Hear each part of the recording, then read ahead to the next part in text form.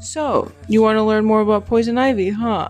Well, good. It's a very complex plant with some very terrible consequences. As I mentioned in one of my last videos, I'm definitely going to be focusing more on the fall/winter appearances of the plant. But just for you and your tiny little brain folds, I am going to touch on the spring and summer appearances of it as well.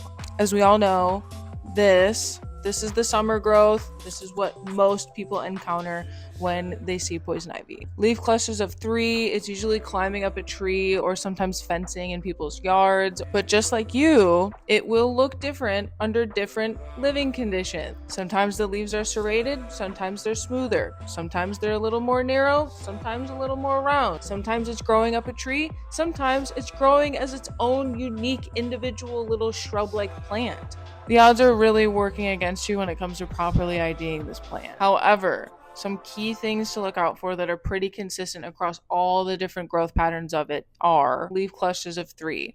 If you see at any point on the same growth point of the plant that leaves of more than 3 or less than 3 are growing in, it's probably likely not going to be poison ivy. The middle leaf in those leaf clusters is almost always going to be at least slightly longer and wider than those other 2 on the ends, and it's going to be symmetrical, whereas the ones jutting out to the side are going to kind of lean and grow kind of crooked looking. Those lower side leaves are going to have what we call thumbs as well. So it's very consistent across all the plants that they have this little ridge, this very noticeable pointy part on the side, like 2 thumbs. I'm holding a mic right now. Like 2 thumbs, like this. They stick out like that. Okay, a thumb. Poison ivy also grows berries. Some of the least appetizing, nastiest looking berries I've ever seen. I'm not worried that people are going to accidentally eat them because they're usually a sickly, nasty shade of green or gray, sometimes white. They're just not appetizing looking at all. But it's a great thing to see and know, hey, that's probably poison ivy. Poison ivy also has very prolific aerial roots. Aerial roots are roots that grow on the stem of the plant instead of at the base jutting into the soil. They grow from the stem to try and grip onto things like fencing, like a tree, like just anything. They use them to grip, okay? They're very prolific. They grow probably millions on one vine. The aerial roots on its shrubbier standalone structure are going to be very small because it doesn't have anything to grip onto. So it's not going to extend a bunch of energy into these long aerial roots when it's growing by itself. But if you look at the stem, it's going to be very hairy. There's more useful ways to ID the plant, but it's not super consistent like the leaf serration or the shape or anything like that. Those are the most consistent characteristics of the plant species. That was just its growth during the spring and the summer. But that's only about half of the year, sometimes less than half of the year if you live in a colder climate, which is exactly why it's important to know what it looks like in the fall and the winter as well. Now, finally, as I promised before, the leaves are changing, but that doesn't at all change the presence of the toxic oils. They live in the leaves, in the stem, in the roots of the plants, even in the coldest of weather. If we're talking early fall before the leaves have really started to drop, keep all of those details that I just listed off in mind. But in mid to late fall, when the leaves are really changing color, here's some key things to look out for. They go from a very average green shade to an incredibly vibrant yellowy red, like tie-dye splotchy crazy looking combo. The red is more focused in the spaces between the veins, whereas the yellow usually stays in the vein structures and like very short distance from the veins. I don't know how else to explain that. Then into late fall, early winter, then the leaves are going to go straight all red, probably the brightest red you've ever seen on an actual real life plant. The berries are going to be much more noticeable in the fall, probably because the leaves are like kind of shriveling down and downsizing.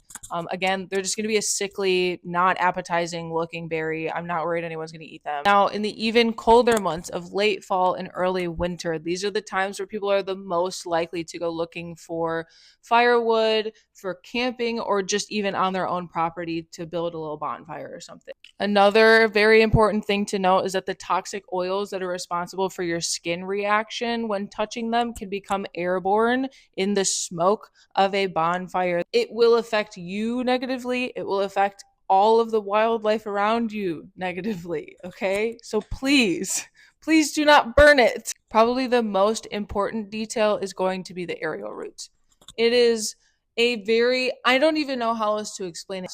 It looks like something you're not supposed to mess with, okay? They are these very nasty, tendrily, like millions of nasty little hairs growing off of this one central vein thing going up a tree or up fencing. Other than the aerial roots, and this is kind of important when you're talking about the shrub growth, because like I said, those roots are very small on the shrubs, so they might fall off in the winter from like animals rubbing up against them or just like violent weather, is leaf scars. So you've plucked a branch or plucked a leaf from a tree and you'll see that it leaves a little O-shaped hole, like where the growth was plucked from.